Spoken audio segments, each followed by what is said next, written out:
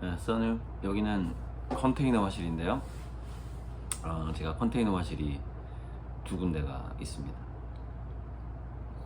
컨테이너 화실의 장점은 냉난방이 순식간에 빨리 된다. 음, 그래서 무더울 때 하고 추울 때 사용하기 좋습니다. 부산 그 한의원에서 저에게 선물한 이 여름용 건강음료, 기능성 건강음료, 시큼하고 아주 맛있는데 잘 감사합니다. 잘 먹겠습니다. 좀 전에 이제 포춘이 홍채를 좀 더 자세히 찍어봤는데, 그동안 제가 이제 굉장히 뭐 사람 눈, 전 세계 사람 눈, 그다음에 고양이, 염소, 그러니까 제가 가까이 볼 수 있는 거의 모든 동물의 홍채를 몇 년? 한 18년 정도? 그 정도 관찰을 해왔잖아요. 근데 이 포춘이 눈이 가지고 있는 새로운 매력이 있어요. 그러니까 지금까지 관찰해왔던 홍채하고는 전혀 좀 색다른. 그러니까 블루그레이 바탕은 뭐 평범한데 약간 주황색에 가는 실선들이 있어요. 이렇게. 그게 보통 꽃무늬처럼 이렇게 생겼는데, 그래서 한 번 더 이제 돋보기로 자세히 봐야 되는데, 이렇게 눈으로 봤을 때 상당히 이거 연구 대상이다. 그리고 제가 홍채를 그린 다음에 그 위에다가 추가적으로 뭔가 이렇게 선들을 그려볼 수 있는 뭔가 새로운 시도를 함에 있어서 그게 또 자연스러워야 되기 때문에, 그래서 모델이 있어야 되는 건데, 그런데 굉장히 도움이 될 것 같다, 그런 생각이 들고 아주 훌륭한 모델을 제가 입양했다, 그런 판단이 듭니다. 이름도 뭐 단순하게 이제 춘포를 반대로 했으나 포춘이라는 그 영어로는 이제 운명, 재산, 자산, 그다음에 행운, 운, 뭐 이런 뜻이 있고, 포춘, 봄을 끌어안다? 한자로 한번 대충 해보자면, 물론 춘포는 봄나루라는 뜻이에요. 봄나루, 봄을 끌어안다, 포춘, 뭐 이름 뭐 흰바리로 할까 하다가 바리하에서 괜찮고요. 이거는 이제 제가 여기 창발에 오가면서 동네 할머니들한테 인사를 좀 잘하거든요. 안녕하세요. 그랬더니 이제 인사해줄이 만점이라 그러면서 여기를 꼭 초대하는 거예요. 그러니까 마을 쉼터일 수도 있고 경로당일 수도 있는데, 컨테이너 쉼터가 하나 생겼어요. 거기 꼭 초대를 해서 이제 가서 보쌈에다가 이렇게 제가 사가지고 간 금정산성 막걸리 이렇게 마시면서, 제가 이제 그 대장촌 봉인된 역사라는 책을 읽으면서 만경강 제방에 대해서 이제 어느 정도 알게 됐고, 이 땅이, 현재 이 땅이 강이었다라는 것, 강바닥이었다라는 걸 알게 됐는데, 여기 식사 자리에 딱 갔는데 창발 바로 건너편에 역전식당 할아버지가 정말 놀라운 얘기를 해주는 거예요. 자기가 이제 여기 터를 잡고 우물을 파기 시작했대요. 근데 우물을 파는데 나무 배가 나오더라는 거예요. 그래서 원래 여기가 바다였어 이러는 거예요. 그러니까 바닷물이 여기까지, 춘포까지 들어왔다는 것이죠. 그래서 이제 이 얘기는 전에도 한번 했는데, 바로 옆마을 회화마을, 지금은 그분이 이장이 아니던데, 회화마을 이장님이 여기가 왜 회화마을이냐면 군산에서 배가 들어와서 여기서 이렇게 돌아서 나갔다, 그래서 회화마을이다, 이렇게 얘기를 해줬거든요. 그러니까 이게 두 이야기가 딱 겹치는 거죠. 여기가 바다였다, 그렇게 얘기하고. 그리고 또 하나 궁금했던 거를 해소했는데, 대화를 나누다가 저번 홍수 때, 저번 만경강 홍수주의보 때 하류 김제 쪽 그 주민들 막 대피하고 그랬거든요. 만경강이 1m밖에 안 남았다. 그래가지고 이제 그게 문자로 발송을 했더라고요. 익산시에서 그 지역 사람들에게. 그래서 이제 우리 저에게 제 투자자하고 지하트 그 지분 1% 이사이신 분의 그 시래기 김제가 있어요. 그래서 그 어머니를 그냥 두 번째 경고가 갈 때는 모두 피신해라라고 문자가 왔어요. 그래서 두 번째 경고까지 못 기다리고 가서 모시고 그냥 왔다. 자기 아파트로, 17층 아파트로. 그러면서 17층 아파트도 습기와 결로로 애먹었다 이번에. 17층 아파트도 이제 그 얘기를 해주더라고요. 그러니까 너무 다습한 공기가 와버리니까 약간의 온도차에 의해서도 결로 현상이 생기는 거니까 막 컴퓨터 고장난 사람 뭐 이제 많죠. 전자제품 내부에 결로가 생기니까. 자, 그래서 이제 또 하나가 제가 그때 만경강 촬영을 하면서 저 위쪽에서 그 전망대 철새 보는 전망대가 있는데 거기서 촬영하면서 거기는 뭐 2m에서 2.5m 이상 여유가 있는 거예요. 그 강물이 넘치려면. 그런데 뉴스에서는 1m 남았다는 이야기를 하는 거예요. 그래서 거기에 좀 약간 이해가 안 갔어요. 왜냐면은 그렇게 차이 나나? 뭐 이런 생각을 했어요. 근데 이제 여기 그 자기가 우물 팔 때 나무 배가 나왔다라고 얘기해준 그 할아버지 얘기가 100년 동안 만경강 제방이 침하가 됐다는 겁니다. 그러니까 1m 이상. 그러니까 이게 이렇게 뒤로 쭉 가는 게 아니라 가다가 지반이 약한 데가 이렇게 꺼지는 거죠. 꺼져 있는 거죠. 그래서 그게 2m 이상 차이가 나는 겁니다. 그래서 여기는 충분히 여유가 있는데 왜 1m 남았다고 할까? 그게 그때 제가 이해가 안 갔거든요. 그렇게 공사했나? 그럴 리가? 그러니까 홍수를 대비하려면 이렇게 그 물의 각도는 거의 뭐 수평이라고 봐야 되잖아요. 그러니까 제방도 그렇게 만들었을 거라는 거죠. 그래서 그때 내가 그 생각을 왜 못했지? 100년 동안 침하가 일어났구나. 제방이. 그래서 그 뉴스에 그 해답을 찾았어요.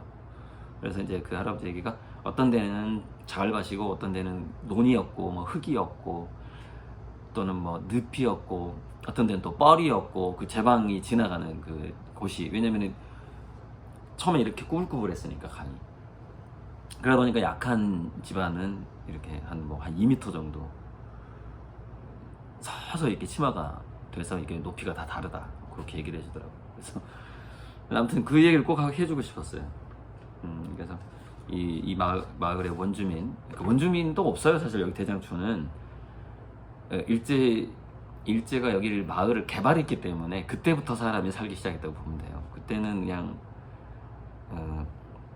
홍수 나면 잠겨버리는 강가였죠. 근데 특히 이 창발 땅은 강가가 아니라 바다였다라는 거예요. 바다였다.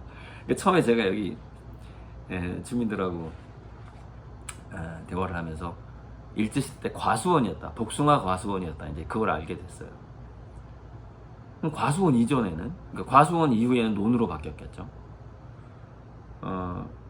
과수원 이전에 그럼 뭐였을까? 좀 신비한데 아무튼 바다였어요. 여기가 강이었고 바다였고.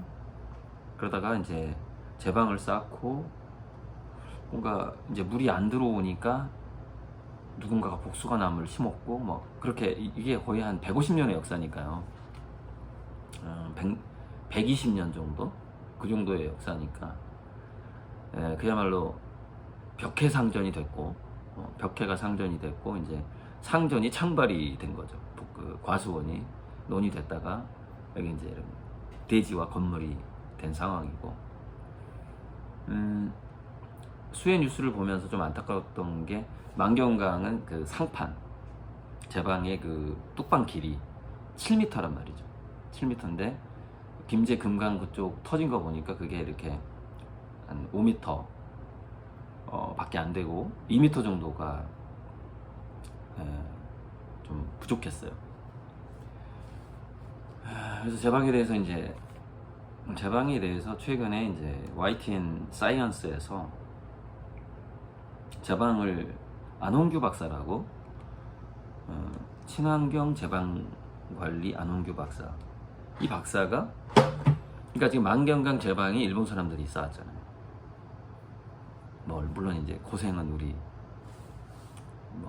우리 백성들 당시에, 우리 한국인들이 개고생했는데 뭐 일당은 겨우 그 일당을 받아서 밥 세 끼를 먹을 수가 없었다, 이렇게 그렇게 일당이 쌌다는 거죠. 근데 그때는 굉장히 그 가뭄으로 식량난에 시달리던 때여서 그 밥 두 끼를 먹기 위해 하루 종일 일을 하는 거죠. 정말 어려웠던 시절이죠. 아무튼 이 안홍규 박사가 일본 유학을 갔다 와서 그래서 이제 제방 관리, 그다음에 정원 관리, 물을 어떻게 이렇게 하는가, 그거를 공부했는데 친환경 본드, 폴리머라고 하던데 친환경 본드로 골재를 붙이고 그 다음에 물에 강한, 뿌리가 강한 식물을 심어요. 그런데 이 사람의 제방관리의 주장에 있어서 굉장히 중요한 점이 있더라고요. 무슨 얘기냐면은 제방을 의도적으로 낮은 곳을 설정하는 거예요. 전체 제방에서 1m 정도 낮은 곳을 미리 설계를 하는 거예요. 더 큰 홍수가 올 걸 대비해서. 그러니까 제방을 아예 난 뭐 100년 만에 홍수도 견디게 할 거야 그러면서 다 막아버리면 예상치 못한 약한 곳이 터진다는 것이죠. 굉장히 중요한 부분인 것 같아요. 우리가 이제 그 체했을 때 이렇게 따는 것처럼, 피를 좀 내보내는 것처럼 너무 지나치게 이렇게 비가 많이 왔을 때는 의도적으로 1m 낮게 설계한 그 친환경 제방에, 거기는 물이 넘쳐도 흙이 쓸려가지 않도록 설계를 하는 거예요. 그게 보니까 한 10m에서 20m 정도의 그 주변 제방보다 약간 낮게 설계를 해서, 그러면 자동차가 지나갈 때 이렇게 가다가 밑으로 약간 내려갔다가 이렇게 올라가서 이렇게 가겠죠. 그 낮은 곳을 의도적으로 만드는 거죠. 그런데 거기에 물이 넘쳐도 주변 농경지가 피해가 없을 만한 곳에 의도적으로 만드는 거죠. 그럼 어떻게 하면은 피해가 없을까요? 뭐 약간 평지가 더 많다거나, 약간 고지대에 라거나, 밭이 아니라 논이라거나, 아예 물이 차 있는 논이라거나, 뭐 이런 곳을 이제 선정을 해서 물이 넘쳐도 농경지 피해가 적을 만한 곳에 의도적으로 낮은 제방을 쌓는 거고, 그 제방에는 바이오 본드, 바이오 폴리머 본드로 골재를 결속하고 흙을 덮고, 흙에다가 또 물에 강한, 뿌리가 아주 좋은 식물들을 심어 놓는 거죠. 실험을 하는 걸 영상을 봤는데 이제 어느 정도 수위가 올라가면 물이 넘치는 거죠. 그러니까 거기서 물이 넘치기 때문에 엄한 곳에서 터지지 않는 것이죠. 그러니까 지금 문제가 어디서 터질지 모른다는 문제거든요. 그러니까 너 터지려면 여기서 터져라, 이런 거죠. 그러니까 우리가 그 뇌졸중 같은 거 연구할 때 뇌 안에서 혈관이 터지면 큰일 나잖아요. 그래서 그게 코피가 나면 산다는 얘기가 있어요. 그러니까 여기서 안 터질 게, 여기 이제 코 안쪽 혈관하고 두뇌가 가까우니까 코 쪽에서 혈관이 터져버리면 뇌에서 안 터지는 거죠. 그럼 뇌졸중으로 안 가는 거죠.